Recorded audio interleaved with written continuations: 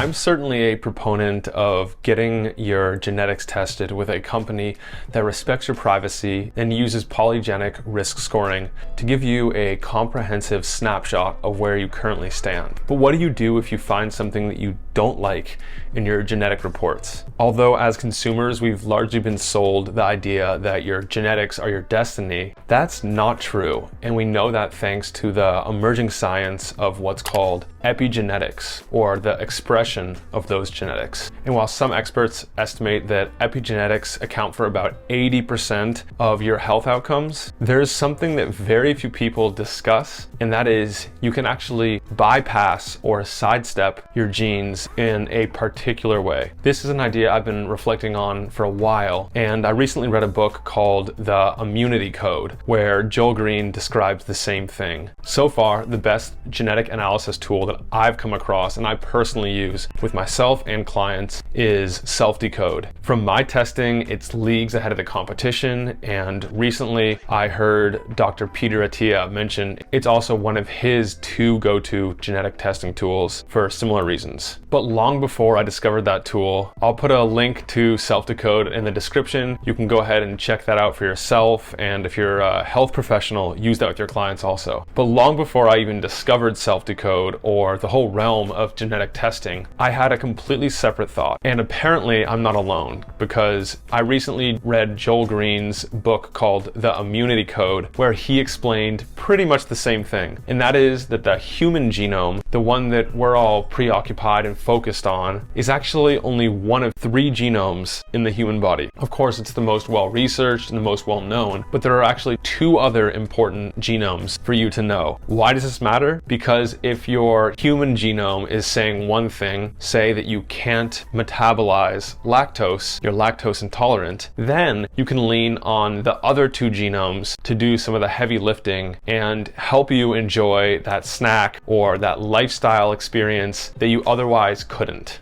A caveat that this does not work for everything, but it's worth checking with your healthcare provider to see if this is possible, or in some cases, if you're more advanced, you can test it out for yourself. So what are those 3 genomes? You have the human genome, you have the microbial genome, and you have the mitochondrial genome. So the mitochondrial genome is also a bit harder to influence. Perhaps things like bioregulators and other therapeutics can help, but it's not quite as easy to target. But the microbial genome is by far the easiest to target. By upregulating certain species or downregulating them, we can profoundly and rapidly influence our ability to tolerate certain things. As I alluded to earlier, my current experiment has been to work on influencing my microbial genome so that I can better tolerate dairy. Because for most of my life, I've been fairly dairy intolerant, and I like dairy, and it's healthy when it comes in its unprocessed form. So in order to enjoy it, I decided I'd work on shifting my microbial genome in a way that's productive for metabolizing lactose and the other metabolites and byproducts that result when you consume it. What I actually did is I followed a particular protocol in the Immunity Code book for about a month now, where I introduced certain prebiotics and polyphenols and fibers to help naturally proliferate a probiotic strain known as